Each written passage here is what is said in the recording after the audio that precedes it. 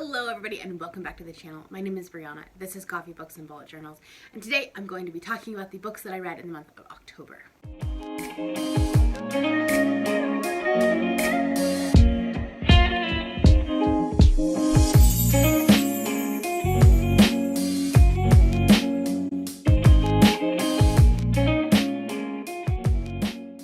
Okay, so October was a very interesting month. I did read a lot of books. I read 13 books in the month of October. It equals out to a little over 4,500 pages, 4,547 to be exact. What's weird is that it was 8 audiobooks, 3 ebooks, and 2 physical books. Which I guess is not like super weird for my channel, because I do listen to a lot of audiobooks. This might be the last month where audiobooks are super heavy, because I am getting a new job, which is great. A lot less traveling. I put close to 4,000 miles on my car in the month of October. So there was a ton of audiobooks. So we love that. Yeah, I read a lot of audiobooks. The other thing was that I started the month in a really weird mood, and so I just wanted to read all of the smut and listen to all of the smut. So there were a lot of like shorter books. So that's why there's a lot of that. I had an average star rating of 3.88, not too bad. I had 1 1.5 star book, 3 3-star books, 1 3.5 star book, 2 4-star books, 3 4.5 star books, 3 5-star books. It was a good month as far as the quality. I read some really good things. I also did a lot of rereads. I had 4 rereads this month. I had 8 books that were on my 2020 TBR, so basically I decided in 2020 that I wanted to read them, and then 1 book was before 2020. As far as genres, I read 1 contemporary, 1 dystopian, 4 fantasy, 1 graphic novel, which was a fantasy graphic novel, 1 nonfiction, 4 romance, and 1 thriller. I read 10 books targeted at an adult audience. I read 1 book targeted at a middle grade audience, and 2 at a YA audience. I did not realize how heavily leaning towards adult books I was this month until I pulled my stats. I mean, I read a lot of romance. Like there were 4 romances. The contemporary was kind of a romance. It makes sense, but it was an interesting statistic. Because I did not do a mid-month wrap-up because my mental health was just in a pretty much a shit show this past month. Few months, really. We're going to talk about all of the books. We're going to do it relatively fast because I don't want to be here forever. But let's get started. Before I start talking about the books that I did finish, I am going to talk about the book that I DNF'd. This book was not added into any of the stats. Even though I read X amount of pages, I did not add it into my page count. But I do want to talk about it. That is Agnes at the End of the World by Kelly McWilliams. I'm not hard DNFing this. It's just not the book that I need right now, especially in the mental state that I was in. This deals with a pandemic, and I did not know that going in. I thought this was more of a cult type book. And then the other thing is that I was kind of getting confused because there's 2 sisters, and you go back and forth from each POV. The problem is that the characters are so similar in their voice that I really couldn't remember who was who. So, I just couldn't stay in it, and it just wasn't working for me right now. I did make it about halfway through. I will go back to it. It's just not something that I can read, like, right now. I will be doing this in the order of my least favorite to my favorite book of the month. And so the first one is my 1.5 star rating. I'm going to talk very briefly about this one because it's actually the sequel to one that I really liked. That is American Prince by Sierra Simone. This is the second book in the Camelot trilogy, I think is what it is. It's basically about this polyamorous relationship between this woman and then the president and the vice president of the United States. And the first one is really good. We'll talk about it here in a minute. This one was not good at all. Oh my god. This book hinges completely around a sexual assault and a kidnapping, and then it like continues to play on that, and like they make like she's rescued very early on in the book. It's not really a spoiler, and then like they use that manipulation and just like kidnapping it as like a role play, and it's just disgusting, and I'm just like, I mean, I don't know. There might be people out there that like this is their kink, but they really all just need to go to therapy. Like really, like he was jealous of the other man that rescued her because he didn't get to be, and so then he punished her for it. Like it was bad. It was weird. And then like the sex scenes are just not great. Sierra Simone can write smut. She's really good at it. But some of these scenes, my only thought in the entire scene while reading it was, you can't do that without getting a UTI later. Just saying. So I'm pretty sure that if that's the reader's thought when reading a smut scene, it's probably not a great sex scene. Anyways, let's move on. Okay, then I read a nonfiction to kind of prep for NaNoWriMo, and I read Romancing the Beat by Gwen Hayes. This is more targeted towards people that are writing romance novels, and it has every beat for a romance novel because those tend to be pretty formulaic, but not in a bad way. And I read it in the with the thought process of my romance in my book is probably the weakest link in my book, especially going into the first draft. I have a lot stronger of a romance now, but going in like with the first draft, it was not great. And I just wanted some extra stuff that I could put into my book. And I did get a few things from this. It's definitely not exactly what I needed, but I think if you are writing a romance novel, this is great. And there were some things that I could be like, oh, I could make a scene with da da da da da, and it would fill this, and it would kind of just add to their relationship, which is what I needed. So it worked. It's just not exactly what I needed because I'm writing like a YA romance, or I'm writing a YA fantasy with a romance in it, and this is specifically for like the romance being the plot. So if you are writing a romance, I highly recommend it. Okay, my next 3-star read was The Girl Who Drank the Moon by Kelly Barnhill. I really wanted to like this. I read this as part of my witchy vlog project, which I will link up above, which I did talk a little bit more in detail about. My biggest problem with this book is that it is targeted at a middle grade audience, but it's definitely not a middle grade book at times. So some of the times it's very childish. The language is very childish, not in like a bad way, but like it's obviously targeted to like a 10-year-old. And then we have like this very complex magic system and this very complex political thing going on. And it was just like, that was over people's, like that would be over a child's head. So like parts of it were very middle grade, and then parts of it were like almost adult-ish. So I don't know that it was targeted or marketed to the right audience. I don't really know. So I think it probably would have done better as an adult. Kind of like The Way We're Children is younger children, but it's targeted at an adult audience. I think this would have done better if it was done that way. This book is about a town who every year gives up this baby, and they take it to the woods and they leave it there. And it's supposed to be like the sacrifice to this witch. Well, the witch is very confused about this, and so the witch takes the baby, takes it to another town, and like finds it a home.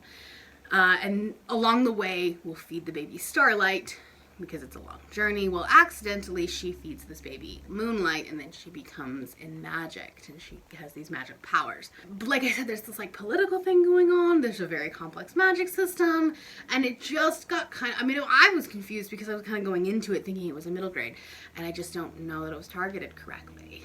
So it's a miss for me. Then also for the witchy vlog project, I read The Near Witch by V.E. Schwab. This is a young adult, middle grade-ish, and it is her debut novel. It was very interesting because I was reading it at the same time as her newest one, which I'll talk about here in a minute.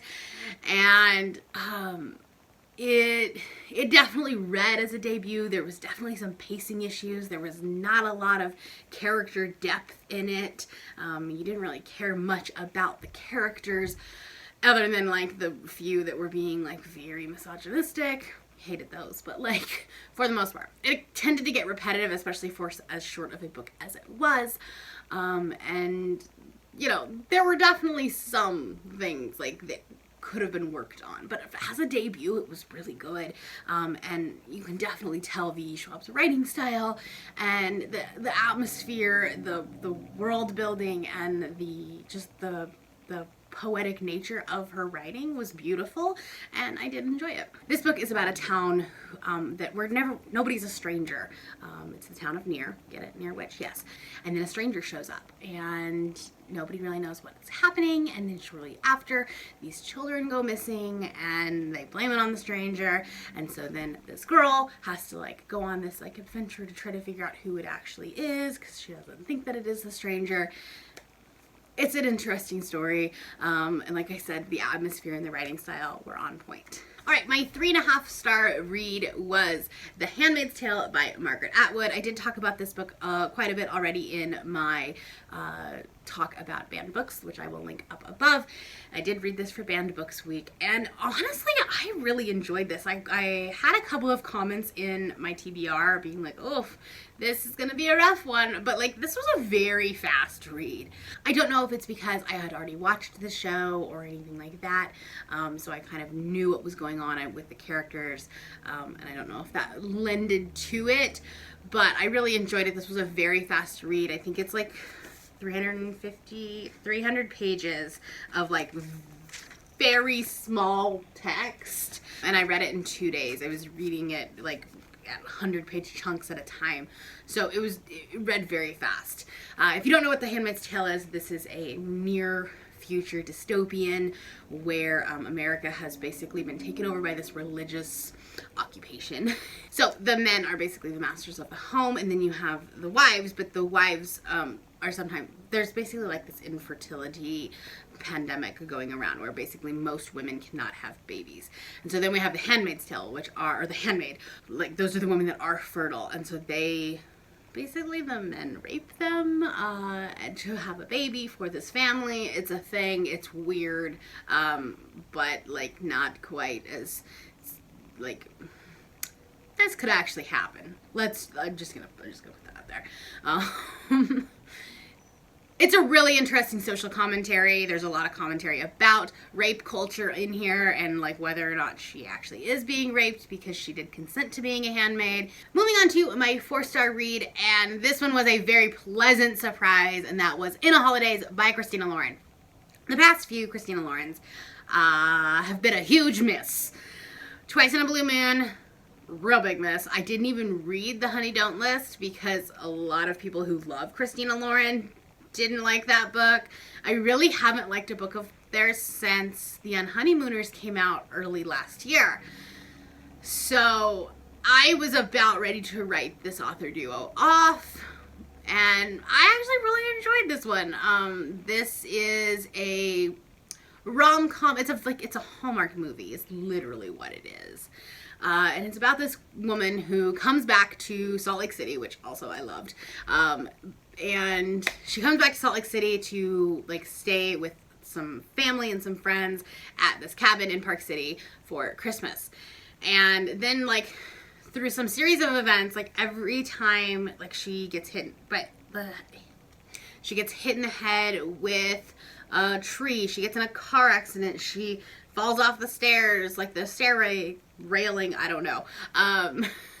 Anyways, then she reverts back to being on the plane coming back to Salt Lake City again. So she's like reliving the same week over and over again. So it's like Groundhog Day, essentially. Groundhog Day meets a Hallmark Christmas movie. It was very cute, very sweet. It was a friends to lovers romance, which are probably my favorite one. Like that's my favorite romance trope. And yeah, I just had a really good time with this. If you don't like the trope of like reliving a day or that Groundhog Day-esque trope, they can very easily turn south, especially if it, can become repetitive. But this one didn't. I think that the authors did a really good job with that. And yeah, I very much enjoyed this one. So I'm not writing Christina Lauren off. And I was pleasantly surprised because this book was on my anti-haul. I think it was. Now I don't remember, but I'll link it up there. You can check. I originally was not excited about this one. So yeah, I am pleasantly surprised. My other 4-star read was a graphic novel that I did talk about in my witchy vlog, and that was Mooncakes by Suzanne Walker. And this is a young adult witchy graphic novel. This had a lot of inspiration when I read it last year, back in the summer as an ARC, and this had a lot of inspiration for my current work in progress. Not exactly in the plot or anything like that, but in the atmosphere, in the like small town autumn vibes. Very much enjoy this one. It was very sweet, very cute. My only problem with it is a standalone novel or graphic novel, and there's a lot of questions that didn't get answered. Like, I want some backstory, I want a prequel, I want some more answers. But I'm pretty sure it's just a standalone, so that's my only problem with it. The only reason it gets 4 stars. This graphic novel has a ton of diversity. The main character wears a cochlear implant.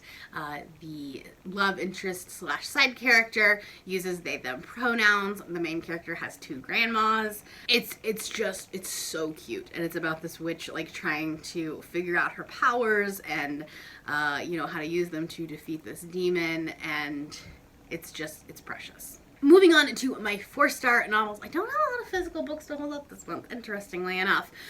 So the first one is American Queen by Sierra Simone.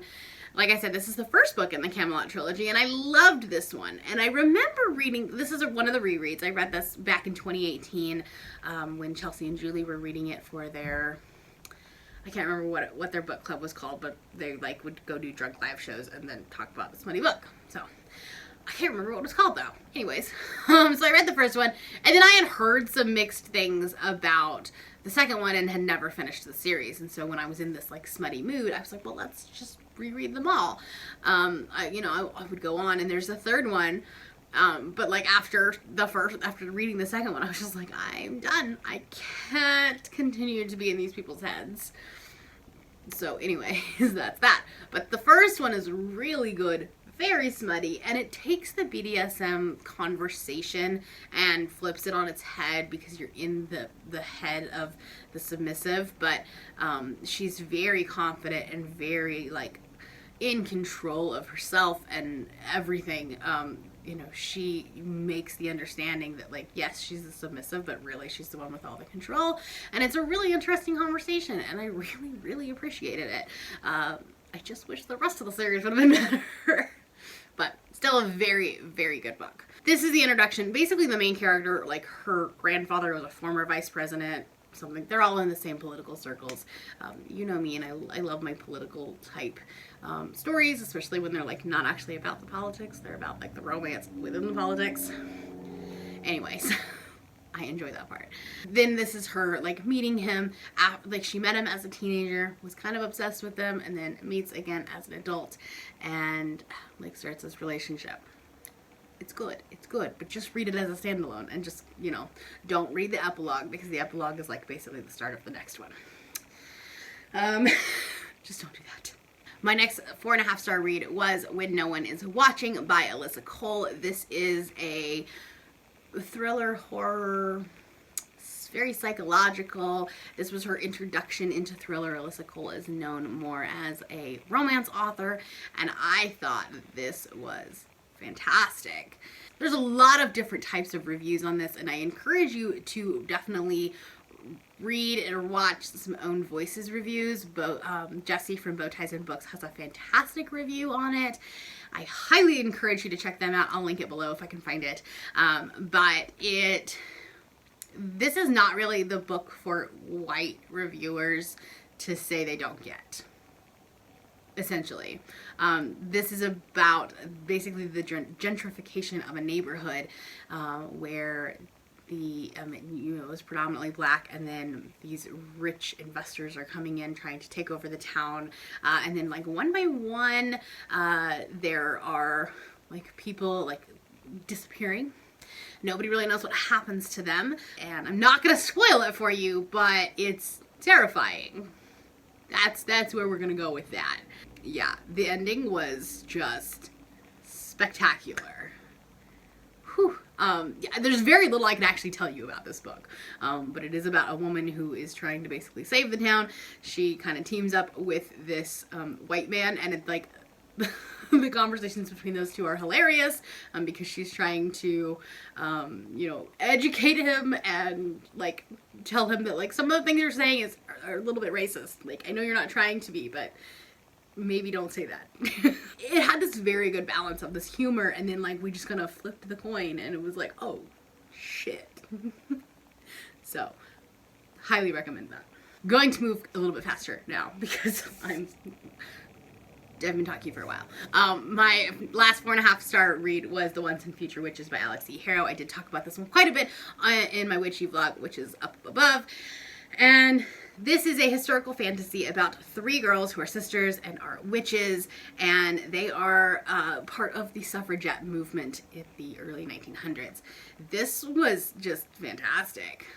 The atmosphere, the world building, the character development, the sisters, like their dynamics are just so interesting because they're very, very different in how they see the world and how they feel like what they're doing is important and will be helping their family, helping their future, everything like that, but they're all doing it in very different ways.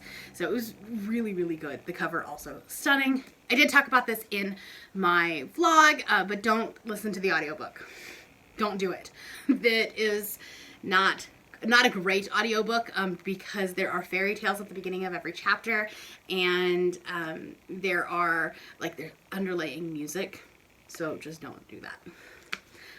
Because if you're listening to it like anything faster than maybe 1.25, it sounds really muddled. So those are my 4.5-star reads. I'm going to go over my 5-star reads pretty quickly. 2 of them were rereads. I did start the Brown Sisters again in anticipation of Act Your Age Eve Brown, which I have an arc for. I just haven't started yet, but I decided to read all of them again, and I'm really, really happy that I did, because originally when I read this, I gave this one 4.5 stars, and upon reread, I definitely gave it 5 stars. I loved it. There were little nuances that happen in this book that tie back to this one, and it was just great to be able to I read these both in 3 days together. So obviously we know I love this book. We're not going to talk about that. But I really, really enjoyed this one for the second time. And some of the things that I had problems with it, upon reread, I was able to kind of pick up more. So I don't necessarily have as much of a problem with it. When I first read it, I had a problem with the plus size rep, because I felt like halfway through the book we kind of forgot about it. And she jumped into Red's arms, which also a thing, but there were definitely still some conversations about it, and just some of the vocabulary that she used, and now 100 books into the year, I feel like I have a little bit more, I don't want to say a little bit more appreciation, but I don't know what I'm trying to say here. I was able to pick up some of the things that I didn't pick up in the first one. We'll go with that. But yeah, love these girls. Love Talia Hibbert with my whole entire heart. And I cannot wait to pick up Eve's story. I just want to do it in a time where I'm mentally stable, A. And B, a 2021 release will not end up on a favorites list of this year. Just because of the way that I'm doing my favorites of the year is not going to allow for 2021 releases, if that makes any sense. So reading it now when I could read a 2020 release that could end up on my favorites, I should just read it in January. It's essentially what I'm trying to say. Now let's talk about my favorite book of the month that wasn't a reread, that will end up on my favorites list somewhere in that list. And that is The Invisible Life of Addie LaRue by V.E. Schwab. This book was so good. It was phenomenal. The writing style is beautiful. This is just such a sad and lonely book. If you for somehow have not heard what this book is about, it is about this girl who makes a deal with the devil to become immortal, but at the cost of no one remembers her. So she can walk out of a room and walk back in, and the people that she had just met don't know who she is. So,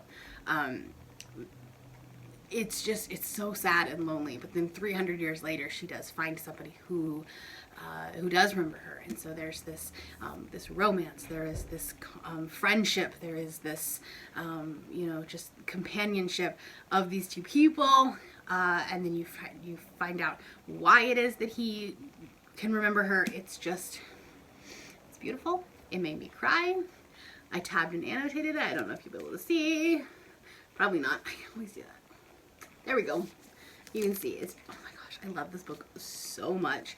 It was so good. I very rarely do this. I think I did this with one book last year, and I did it with one book this year, and I bought the UK edition of it as well. This is the Waterstones exclusive, which is, by the way, like, the naked cover is stunning. I love it so much. It's very much not V. Schwab's like aesthetic with the red and the black and stuff like that. Neither is the UK or the US cover, to be honest, but I love them both. And I couldn't decide which one I wanted more, so I bought them both. But yeah, anyways, that is my my October wrap up. It was a little bit long. I apologize.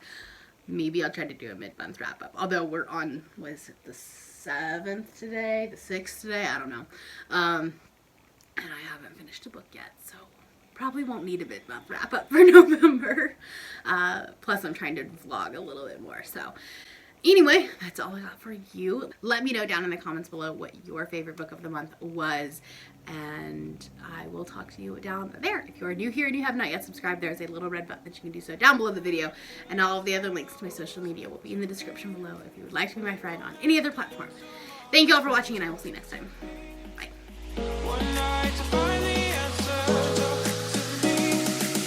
What makes this heart beat faster?